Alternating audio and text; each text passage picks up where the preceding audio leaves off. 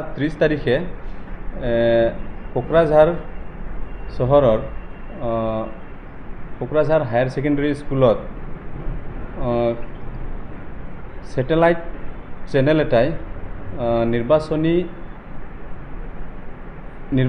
নিৰ্বাচনক কেন্দ্ৰ কৰি এটা অনুষ্ঠান আয়োজন কৰিছিলে ৰণসংখ্যা অনুষ্ঠান। তাত আমাৰ আছাৰ কেন্দ্ৰীয় বিষয়ববীয়াসকলক আমন্ত্ৰণ জনাইছিল। তেনেকুৱা বিভিন্ন দল সংগঠনকো নিমন্ত্ৰণ জনোৱা গৈছিল।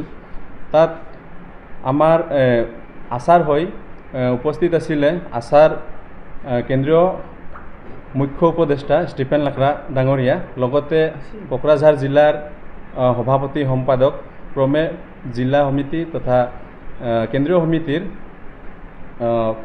আন বিষয়ববীয়াসকল উপস্থিত আছিলে। তাত জানিব পোৱা মতে তাত ৰণসংখ্যা অনুষ্ঠানত ডিবেট প্ৰগ্ৰাম চলি আছিলে। ডিবেট প্ৰগ্ৰামতে ষ্টিফেন লাকৰা ডাঙৰীয়াই আদিবাসী জনগোষ্ঠীৰ হৈ বিভিন্ন জ্বলন্ত সমস্যাক লৈ তাত ডিবেটত বহিছিলে বা ডিবেট চলি আছিলে। তেতিয়া যেনে ধৰক আপোনাৰ জনজাতিকৰণ আৰু বিটিআৰত থকা আদিবাসীসকলৰ মাটিৰ সমস্যাক লৈ তেনেকুৱা হেতুৰ লগতে সেই সমস্যাবিলাকৰ লগতে আমাৰ আছাৰ কেন্দ্ৰীয় প্ৰাক্তন সভাপতি প্ৰায়তঃ বস্কো চাৰ্মাকো তেখেতৰ যিহেতু হত্যা হৈছিল আৰু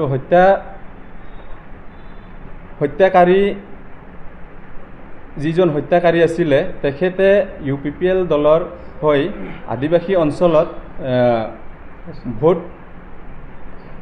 কালেকশ্যনৰ কাৰণে যি নেকি আপোনাৰ মিটিংবিলাক আয়োজন কৰি আছিলে বা আপোনাৰ নিৰ্বাচনী প্ৰচাৰ চলাই আছিলে, সেই কথাটোক এই ডিবেট শ্ব'ত উপস্থাপন কৰিছিলে লাকৰা ডাঙৰীয়াই। তেতিয়া তেখেতে কৈছিলে যে হত্যাকাৰী এজনক UPPL দলে কিয় আদিবাসী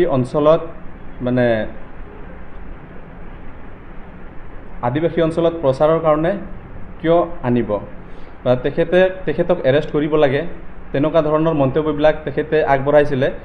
ঠিক তেনেকুৱা ডিবেট শ্ব' শেষ হোৱাই নাছিলে। তেতিয়াতে UPPL আমি জানিব পৰা মতে UPPL দলৰ নেতা কৰ্মবৃন্দই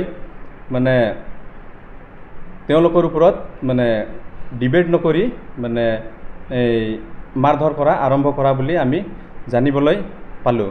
আৰু বিভিন্ন সংবাদ মাধ্যমত আমি দেখিবলৈও পাইছোঁ, যোৱাকালিও চলি আছে, আজিও চলি আছে সংবাদবিলাক। তেনেকুৱা এই কাৰ্যটোক লৈ আমি গৰিহণা দিছোঁ আদিবাসী ছাত্ৰ সন্থা বাক্সা জিলা সমিতিয়ে। লগতে আমি এইটোও ক'ব খুজিছোঁ যে যিহেতু মানৱ হত্যা কৰাটো কোনো চিনাক্ত হোৱাৰ পিছত সংবিধানে কেতিয়াও তেওঁক মুকলি আকাশৰ তলত থাকিব নালাগে বুলি এনেকুৱা হয়তো ধাৰাবিলাক আছে সংবিধানত বা আইনত। সেই সংবিধানবিলাক উলংঘা কৰা হৈ আছে বুলি ক'ব বিচাৰিছোঁ। আৰু ৰাজনৈতিক স্থিতি ইতিমধ্যে বিভিন্ন জিলাৰ পৰা হয়তো সংবাদমেলবিলাক তেনেকুৱা আয়োজন কৰিছে, সকলোৱে কিবা নহয় কিবা এটা কৈছে। সেই হিচাপে আমিও তামোলপুৰ বা বাক্সা হিচাপে ক'ব খুজিম যে নিৰ্বাচনটো ডাইৰেক্টলি আমি ক'ব নোৱাৰিম যে অমুক পাৰ্টিক সমৰ্থন কৰক বা নকৰক। এতিয়া ৰাইজে ভাবি চিন্তি নিজে ইচ্ছাৰে বিবেক ভোট দান কৰিব বুলি আশা ৰাখিছোঁ। লগতে যিকেইজন ব্যক্তিয়ে সেই ডিবেট শ্ব' প্ৰগ্ৰামত আক্ৰমণ চলাইছিলে বা হুলস্থুল পৰিৱেশ সৃষ্টি কৰিছিলে, তেখেতসকলক অতি শীঘ্ৰে জিলা প্ৰশাসনে লগতে BTR গভৰ্ণমেণ্টে তেওঁলোকৰ বিৰুদ্ধে তেওঁলোকক চিনাক্ত কৰি তেওঁলোকক শাস্তি প্ৰদান কৰাৰ কাৰণে আমি আদিবাসী ছাত্ৰ সন্থাই দাবী জনাইছোঁ।